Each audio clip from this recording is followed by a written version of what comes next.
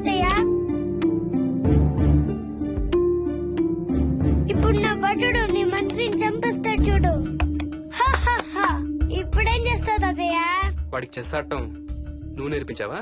లేదే.